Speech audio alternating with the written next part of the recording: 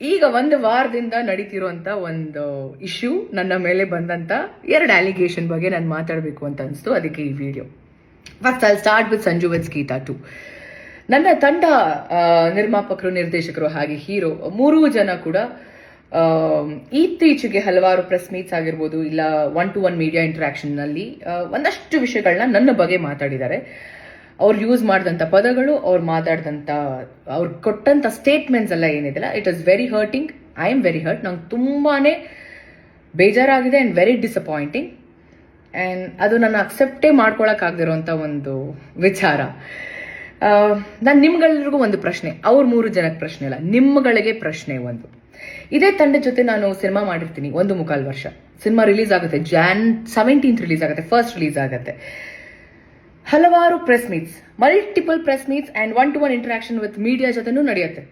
ಎಲ್ಲ ವೇದಿಕೆಗಳಲ್ಲಿ ನನ್ನ ಬಗ್ಗೆ ತುಂಬಾ ಒಳ್ಳೆ ಮಾತಾಡ್ತಾರೆ, ಒಳ್ಳೊಳ್ಳೆ ಕಾಂಪ್ಲಿಮೆಂಟ್ ಸಿಗುತ್ತೆ, ಅಪ್ರಿಸಿಯೇಷನ್ ಸಿಗುತ್ತೆ ನನ್ನ ಪರ್ಫಾರ್ಮೆನ್ಸ್ಗೆ, ನನ್ನ ಕಮಿಟ್ಮೆಂಟ್ ಟುವರ್ಡ್ಸ್ ವರ್ಕ್. ಇಲ್ಲ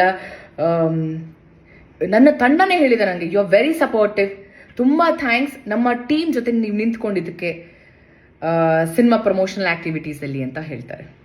ಆದರೆ ಅದೇ ನನ್ನ ತಂಡ ಇವತ್ತು ನನ್ನ ಬಗ್ಗೆ ತುಂಬಾ ಕೆಟ್ಟದಾಗಿ ಮಾತಾಡ್ತಿದೆ.